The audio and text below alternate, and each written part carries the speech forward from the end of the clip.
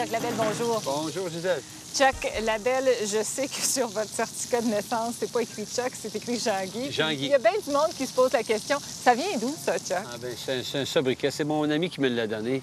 On est allé à l'Union des musiciens, et puis je voulais faire partie de tout ce groupe-là. Là, je suis arrivé pour signer les papiers, puis faire demande, puis là, il y avait une madame de mauvaise humeur au comptoir. Elle dit, qu'est-ce que tu veux? Ah, j'étais gêné, j'avais 15 ans. Ben, j'ai dit, je voudrais faire partie de la Fédération des musiciens. Ah, sort son papier, puis on me posait toutes sortes de questions. Moi, j'étais debout là, j'étais intimidé à mort. Tu sais, tes parents sont qui? Puis si, en cas d'urgence, qu'il y a un appel, puis s'il fallait que tu meurs, puis tu perds un doigt, puis un pouce. Puis... Alors là, à la fin, elle dit, là, ton nom, Jean-Guy Labelle, ton nom de scène? Il n'y avait pas de nom de scène. Puis c'est mon ami qui a dit Chuck. J'ai rien dit, encore trop gêné pour dire. Fait qu'elle a écrit Chuck. J'ai parti, puis je me souviens, on était pas loin du palais de justice, là, puis j'ai dit pourquoi tu dis Chuck? Il dit je peux pas passer à un autre nom. That's it, c'est ça ta logique derrière ça. Ouais, ça fait que je pensais qu'ils avaient oublié, eux autres.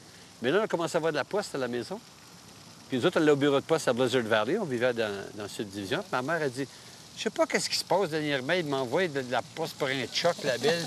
Là, j'osais dit enlève-moi ça. C'est pas nous autres. Bien, j'ai dit. Puis ma mère qui est franco-ontarienne. Ben, Chuck, c'est un nom anglais. Ça. Je dis ben, c'est pas moi, c'est Stick. Mon ami s'appelait Stick, là. Tu sais, c'était comme ah boy, oh boy. Alors, ça a resté. Ça fait que ça a toujours resté. C'était pas mal francophone chez vous, hein? Ah, c'était très francophone chez nous. On ne pouvait même pas répondre au téléphone. Hello. C'était allô. Et puis, on ne parlait pas anglais. Il n'y avait pas d'anglais. Il n'y avait pas. Même toute la parenté qui venait. Sauf quand un anglophone arrivait dans le party, là, on changeait tout en anglais. Puis je disais, pourquoi est-ce qu'on fait ça, maman? Ben, c'est pour être poli. Bien, j'ai dit, lui, il ne peut pas être poli pour parler français. Il me semble que ce serait plus facile. On est 24, tu sais, là, puis il y en a un. Puis, tout le monde parle en français de tout croche. How you are, what the thing, puis tout ça. On avait là tellement de tata, tu sais. Je pense qu'on aurait pu... Ça aurait été mieux qu'il y en ait un qui ait la tata après cette gang, tu sais. Pourtant, je pense, quand vous avez commencé votre carrière, vous chantiez en anglais. Oui, tout en anglais. Comment ça se fait? C'était ma révolution en moi, tu sais. J'étais Contre votre maman? Oui, lâche-moi avec votre français, j'étais pas venu fou avec ça. Mais on chantait en anglais à la maison. Moi, j'étais vraiment pris par les Beatles. Quand j'ai vu les Beatles pour la première fois en 65, il faut dire que je chantais déjà du Elvis. J'étais très petit, là, puis je jouais du air guitar. Mais les Beatles m'ont fait quelque chose. Il y avait la façon de rejoindre n'importe qui avec une chanson d'1 minute et 20, tu sais, 1 minute et 30, on voit plus ça, là. Et puis le message était tellement clair, puis les messages étaient tellement beaux. I want to hold your hand, she loves you, do you want to know a secret, Mr. Postman. Ben moi aussi, j'ai tombé dans le Beatlemania, j'ai été fou des Beatles.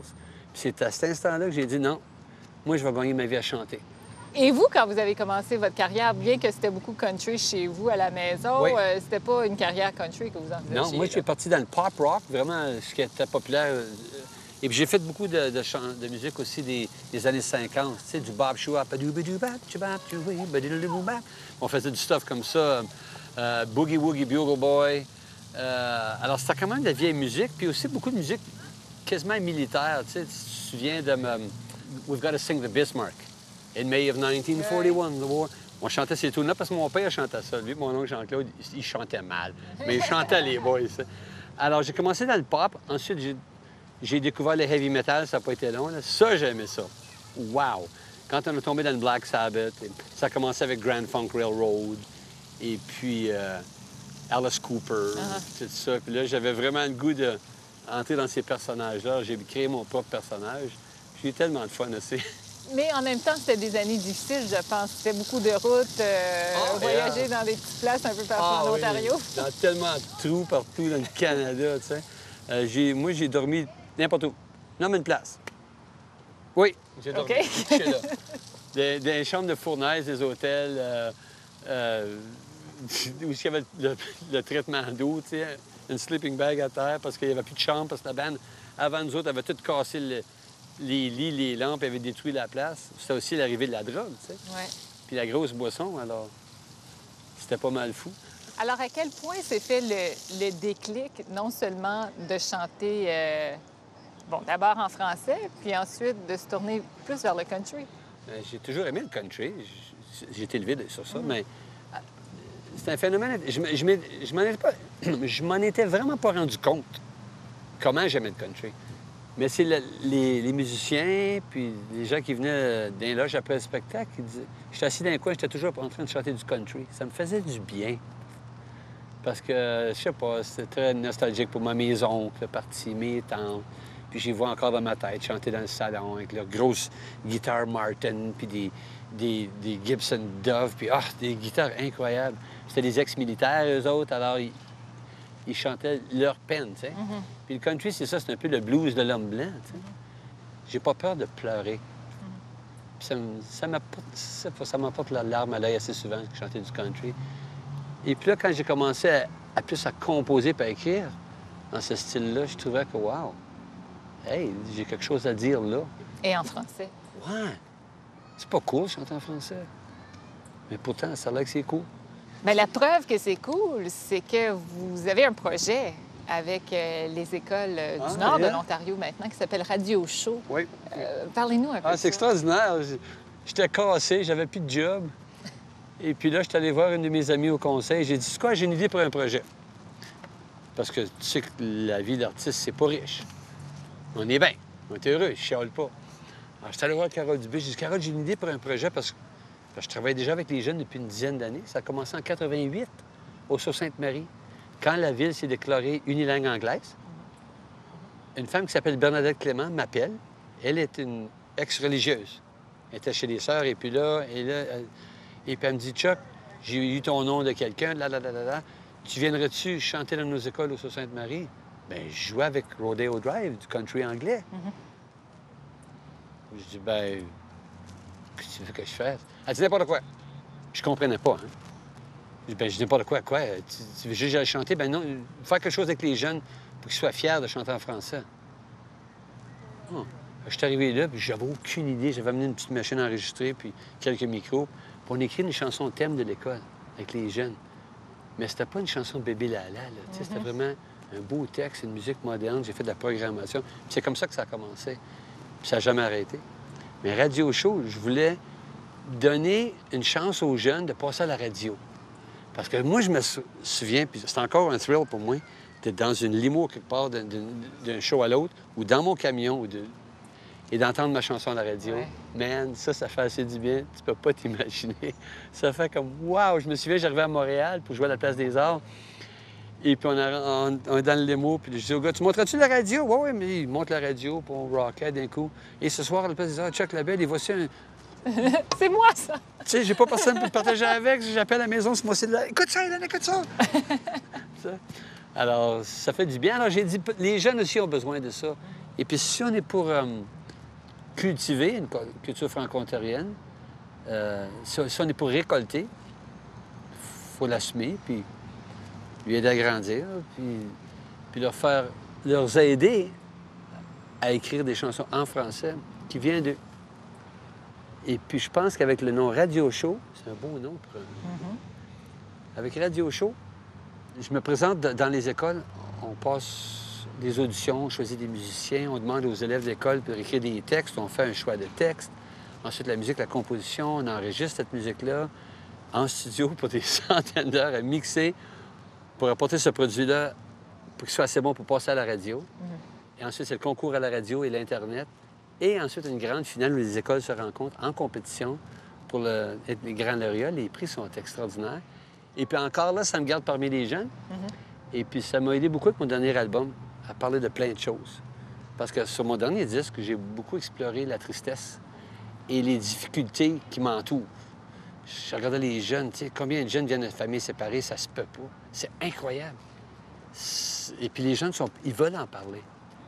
Tu sais, un jeune me dit, juste dernièrement, il me dit, j'ai dit, toi, t'es qui? Je donne toujours une chance aux jeunes de se présenter. J'étais à une école élémentaire.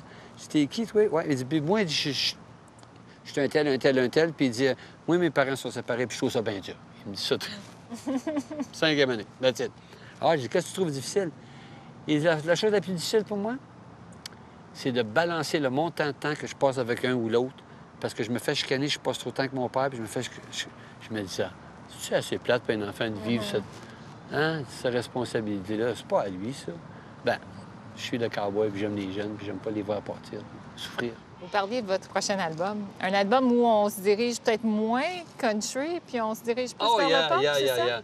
Je sais que je me suis fait cogner dessus pour Terre fragile. Quand j'ai sorti Chuck, puis le cowboy, c'est devenu mon gros hit, ainsi que Hey Maman, et puis Le temps du rock and roll, et puis Il y aura toujours l'amour. Alors, j'ai eu bien des hits, cet album-là. Ensuite, là, je suis arrivé avec Un cadeau de Noël. Bien, ça plafonne encore, ça, c'était incroyable. Mais j'étais un rocker, hein? Alors, dans Terre fragile, j'ai exploré mon côté plus rock. Et puis les médias, ils n'ont pas aimé ça. Moi, je me suis fait claquer à la gueule. Ils ont dit dans une entrevue, dans un article que je lisais, si vous cherchez le Chuck Label que vous aimez, vous ne le trouverez pas dans cet album-ci. Oh, ça a fait mal, ça. Alors, quel Chuck Label est-ce qu'on trouve sur votre prochain CD? Bien, sur celui-ci, on a trouvé le Chuck Label guéri et revenu. Le prochain album, ça va s'appeler « Il a toujours voulu voler ». Excuse-moi. « Il a toujours voulu voler ». Et puis, c'est des chansons que j'ai écrites depuis longtemps avec le groupe Mocambo. Des chansons que j'ai jamais disquées. Et puis, plusieurs nouvelles aussi. Mais ça va être le fun. Parce que on va monter la chaleur un peu, là. Puis le country rock va venir beaucoup plus du rock and country.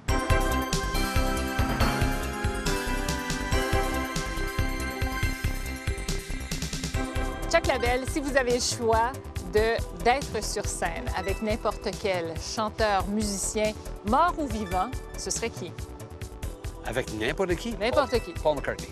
Pourquoi? Ah, il m'a tellement marqué, cet homme-là. Je le trouve extraordinaire, je le trouve sympathique. Et puis, j'aime tout ce qu'il fait. Chez les francophones, il faudrait que je dise Jerry. The Offenbach, Jerry. Ah ouais. Où est-ce qu'on trouve les meilleurs publics en Ontario français? Dans les plus petits villages. Ouais. Ouais. Les plus petites villes. Bon public. Ah, ben, ils sont le fun partout. Ils sont différents. Il y en a qui sont gênés. Ça leur prend un peu de temps à embarquer. Il y a un autre, la gueule ne les arrête pas. Quand tu joues à Timmins, là, la foule parle autant, on se jase là-dedans, le party est pris dans la place.